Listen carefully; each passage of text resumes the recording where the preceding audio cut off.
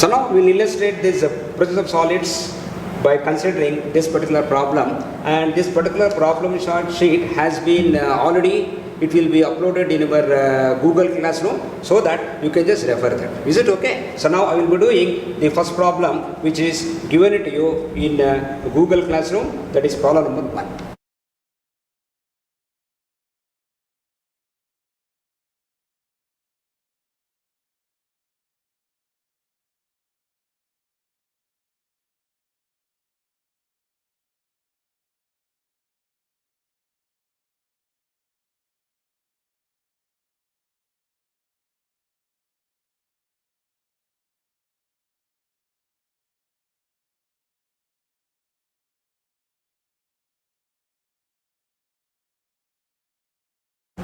A right regular pentagonal prism of base 40 mm and axis 65 mm is resting on the ground on one of the base edges.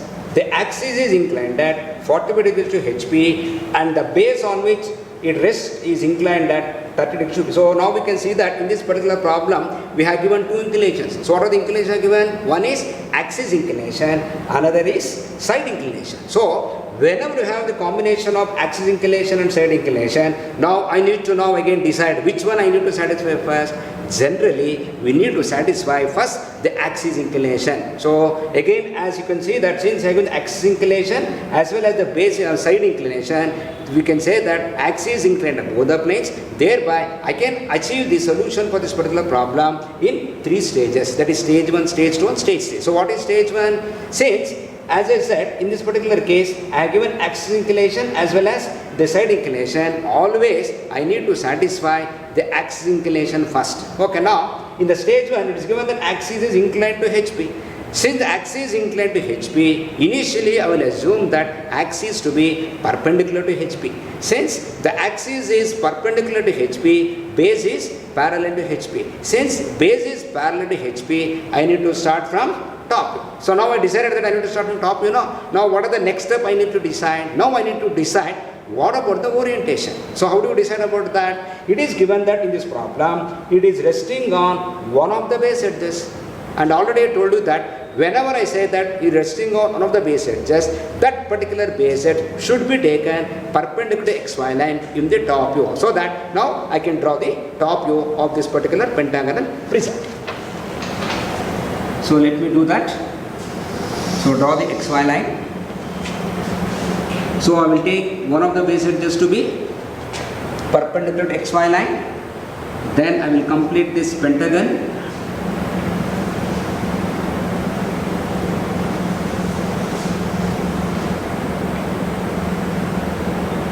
So this is my pentagon. Now I told you that whenever you draw the pentagon, naming is very important. See, please, without naming, please don't do the problem.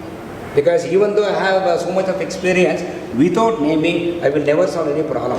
Because if you do systematically, the solution will also come systematically. That is the reason I told you that initial stage is important. See, let us say if the initial stage, if you go wrong, then whatever you do later, everything will be waste. So, before freezing this in simple position, you have to be very, very careful. Okay, now how do you name them? So now, as you know that this is my XY line, that is your HP, and this is the solid observer. Always in the personal projection, your object should be in between. Okay, so now always name such that I will start naming from leftmost visible point in the anti-clockwise direction. So I will tell A, B, C, D, E.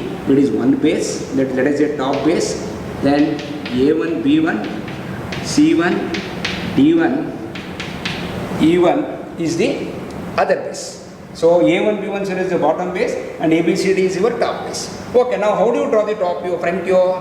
So now to draw the front view, now again you see that in this problem, it is mandated that you write this bottom base on XY itself. Why on XY? Because it is given that one of the base, which is the base edge I am considering the base edge A1, E1. So I want this base edge A1, E1 on X1 itself. Now since I want this A1, E1 on X1 in initially also I will consider one of the base is resting on the ground.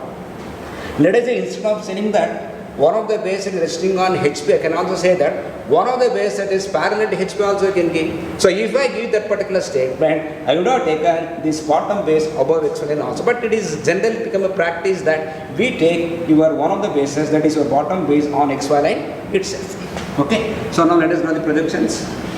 So I will draw these projectors. So drawing projectors, I am going to get this one base, I will write the other base,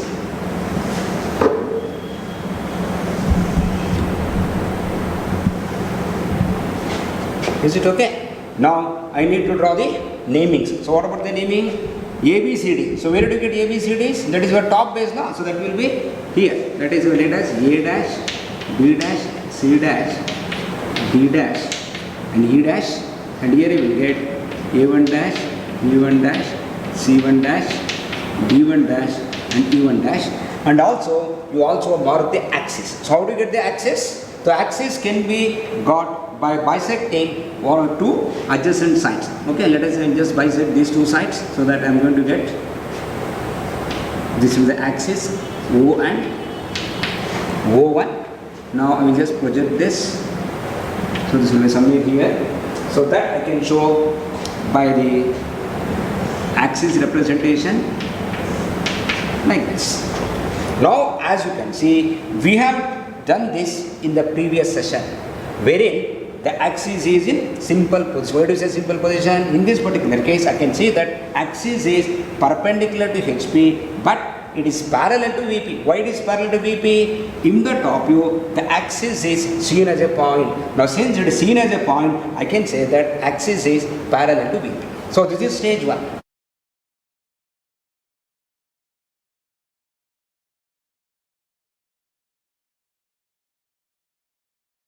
Okay, now I need to do the stage 2. So what is stage 2? Now in stage 2, I need to fulfill the axis inclination.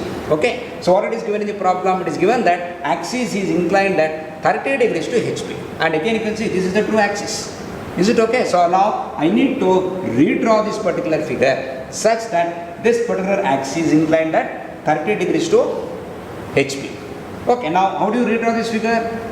Just see this. So if I simply redraw in this way itself, you can see corner will come on the XY line. But what I wanted this A1, E1, the base set should be on HP. So there I need to redraw in this way.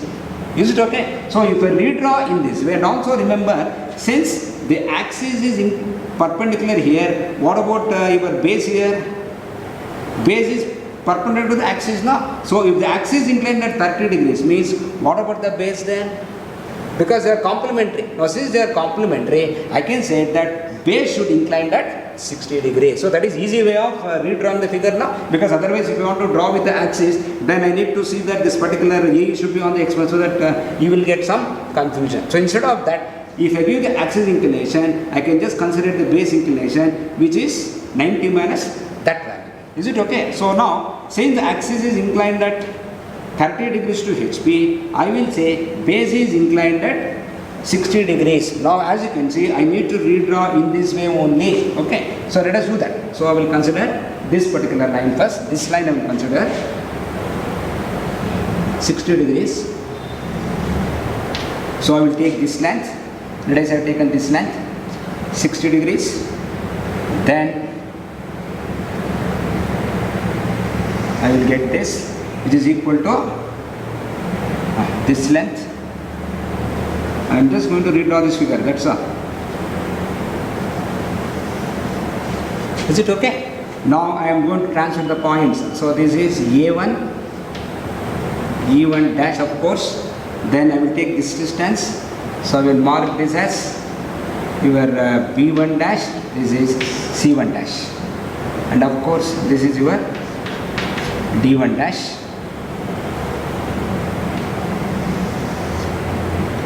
Okay, then transfer those points here also. So this is nothing but A dash, B dash, C dash, D dash, E dash. Then the axis. So let me show the axis also. So this is the axis O1 dash and O dash. Now it is given that axis is inclined at 30. So we just extend this. extend this, and I should write this angle as, so axis inclination is reference to HP is always given the convention as theta. So theta equals 30 degrees. So now we can see that what we did was we have redrawn the new front view such that axis is inclined at 30 degrees. Not only that, one of the base edges, that is A1, E1, is on HP. Now since I have redrawn this particular figure, your new front view, when new top view has to be different. So how do you get your new top view? The new top view I can get, anyway this is my reference figure. So I need to draw the vertical projectors from the new front view and horizontal projectors from the previous top view. Is it okay? So let us do that.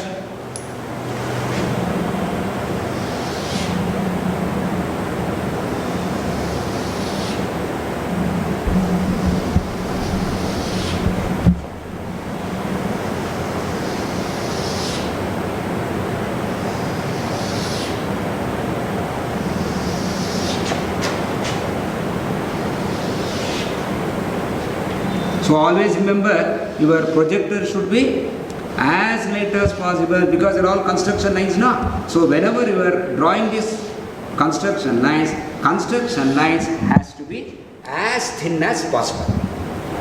Okay, now I have just drawn the projectors from various corners. Now I need to name the corners corresponding to each projector. Okay, let us say I will start with this A. So A here. So where is the other A here? This is my A point. So I will mark this as A, then B. I will get B, then C,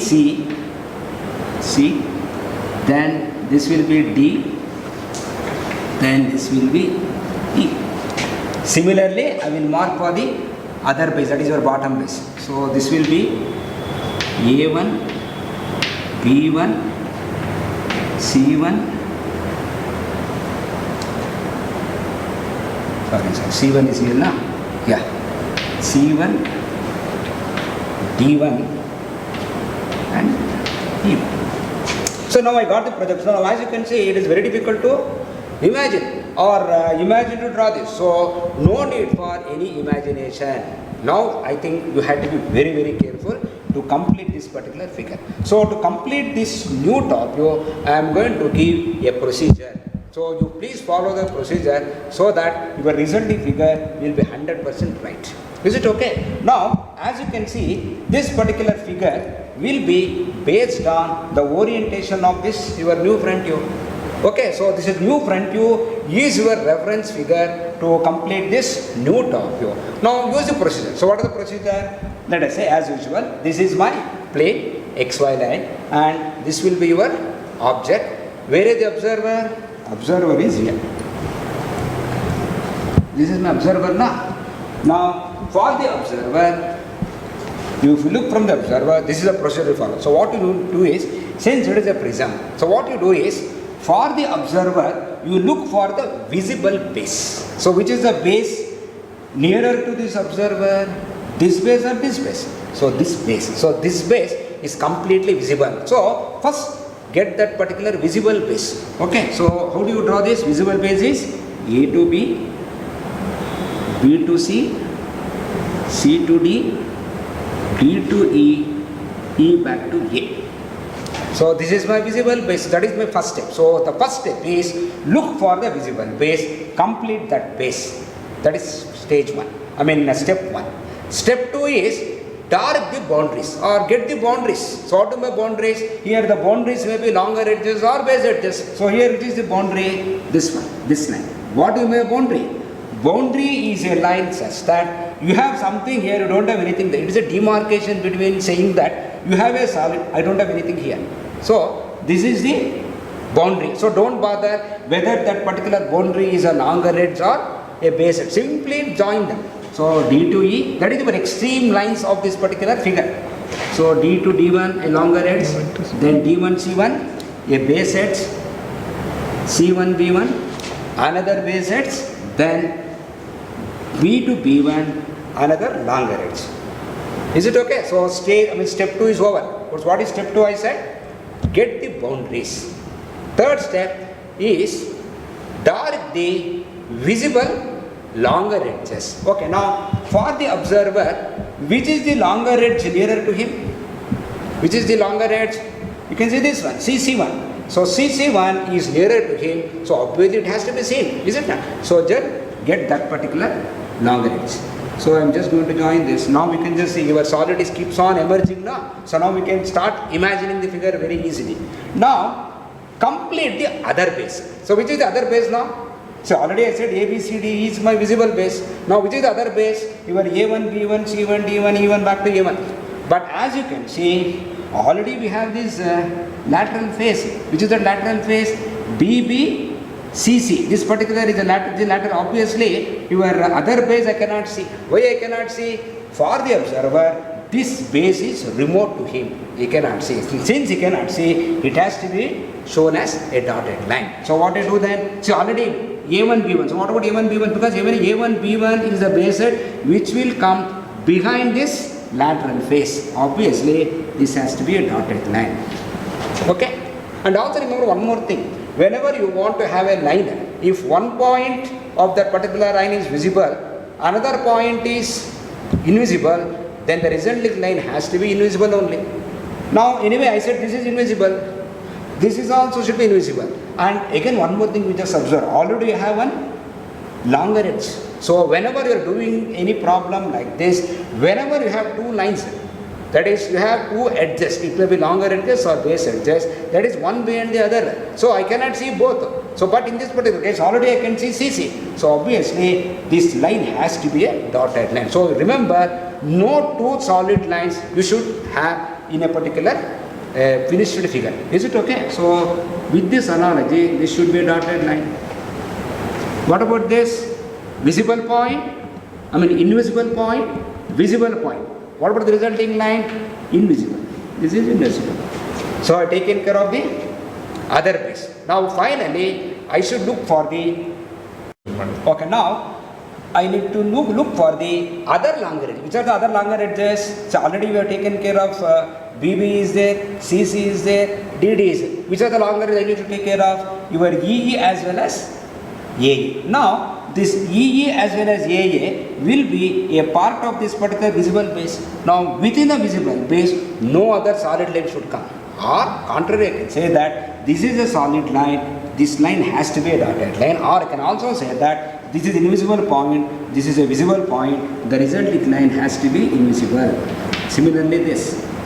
Not only that, if you just see this, EE, AA, this particular lateral face, for the observer, this is remote to him. Since it is remote to him, he cannot see that. So now I think you can visualize the figure properly now. Now finally I need to mark the axis. So mark the axis now. So this is the axis line. One point, the other point. Okay. Now you can just observe this. Already we have this line. This is your axis is overlapping with this. So which one you should give preference? Always it should give preference for the edges. See, anyway we know that axis is an imaginary line now. So now I cannot show this. Show only this part. So whichever portion it is possible for you to show, please show only that part. So I will show only this part. So that this will be O, this will be O1. Now we can see in the second stage what is happening now. In the second stage, axis is inclined to HP, but it is still parallel to VP. Okay, now we can say stage 1, axis perpendicular to HP, parallel to VP. Stage 2, axis inclined to HP and parallel to VP. Now, in this problem, I have given that the side which is resting on HP, which is that side we are interested, A1, E1. So I want this A1, V1 to be inclined at 30 degrees to HP. So what I did was, I will just again show a minute in this. So this is what I did. Initially, I had taken like this. Then I have rotated like this. This is what I have done. Now what I do is, the base set which is resting on HP has to be inclined at 30 degrees to VP. So once I do like this, then the axis will become inclined even to VP also. Is it okay? So let me do that. But anyway, as you can see, from this figure to this figure, so can you see any difference in these two figures? See, both the figures are same. Why they are same? Because axis inclination 30 degrees only. Because I am not changing this inclination. Since I am not changing this inclination, even though I make this side inclined to VP by 30 degrees, the shape of the figure will not change. That is the reason what we do is we are going to redraw this figure. Redraw the figure such that this particular side AE should be inclined at 30 degrees to VP. So either I can do like this or I can do in this way. Is it okay?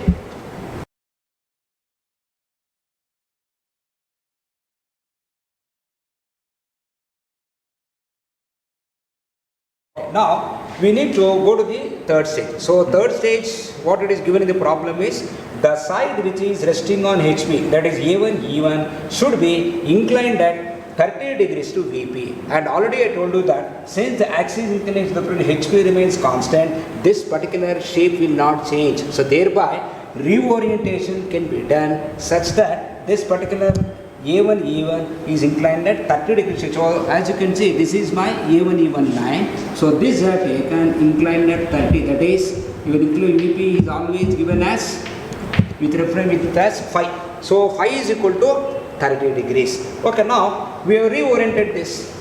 So now we can observe, since it has been reoriented, what about the axis now? The axis is become inclined to VP. So that's the reason we can say that when I want to get the solution for presence of solids with axis inclined above the planes, it can be done in 3 stages. Now anyway, now we are reoriented. Now I need to get the final front view. So how do you get the final front view? Same procedure. What is that? Draw the projector, that is vertical projectors from the new top view, and draw the horizontal projectors from the previous front view. Okay, so let me do that. So draw the projectors.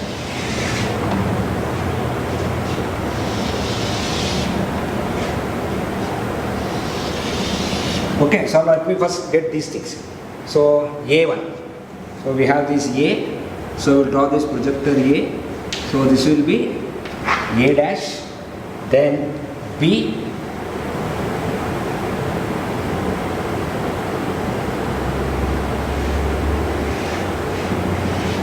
so I will get somewhere here.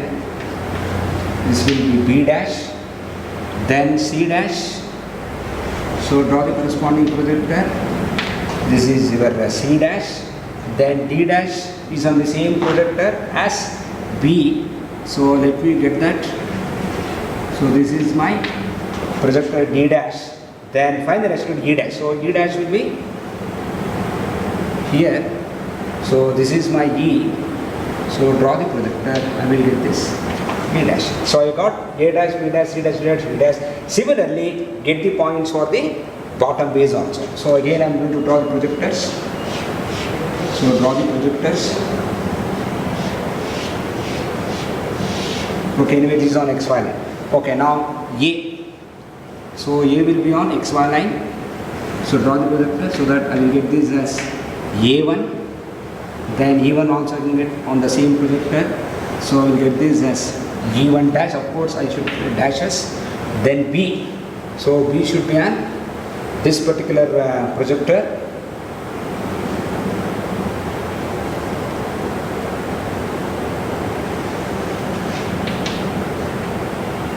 So B1 dash, then D1 dash also let me get. So this is my D1 dash. Finally, E1 dash should be here. I already got it. Okay, so I can see A, B. Now I need to get C also now. Okay, C, it is somewhere here. So draw this. So get this C1 dash. C dash here. C1 dash. Yes, I think I need to mark here.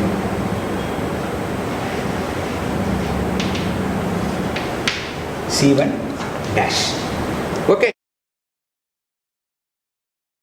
Now, as you can see, this figure seems very, very cumbersome. So I cannot simply join that. So again, follow the procedure. What is the procedure I said? For the observer, I need to go for the visible base. So which is the base which is nearer to the observer? A1, B1, C1, D1. So first complete that. That is A1, B1, then B1 C1, C1 D1, D1 E1, E1 back to A1. So complete the base.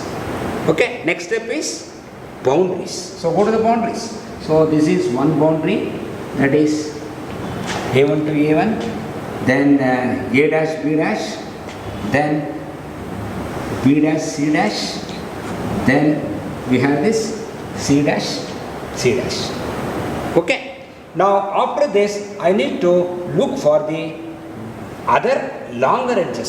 So now if you just see this, I can see this longer, see already CC is visible to me. Now again I told you one more point. What is that point I said? Whenever you have 2 points which are visible points, the corresponding line has to be seen. So as you can see, B is a visible point, this is a visible point, this has to be seen. So I just drawn in this way. Is it okay? Now go to the other base. So which is the other base? A dash, B dash, C dash, D dash, E dash, back to A dash. Okay, now I already have drawn this boundary. A dash, B dash, B dash, C dash, then C dash, D dash. Now as you can see that it should be dotted because it comes after this particular lateral face followed by this BB and CC. Okay, then C dash, D dash, then D dash, E dash, and A dash, E dash. Is it okay? Now I need to, as you can see, still the figure is not over because I have not done all the edges. So which are the edges still pending? The longer edges. So which are the longer edges pending now? You can see EE. So EE, as you can see, it comes behind this base. So it has to be dotted. So this is a dotted line. Then you can see this DD also. So DD also dotted line. So as you can see, why it is dotted, as I said again, you have already a visible base edge. Obviously, this particular longer edge DD has to be behind that.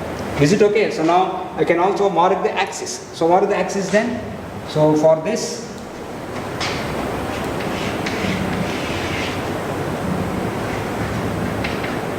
so O dash,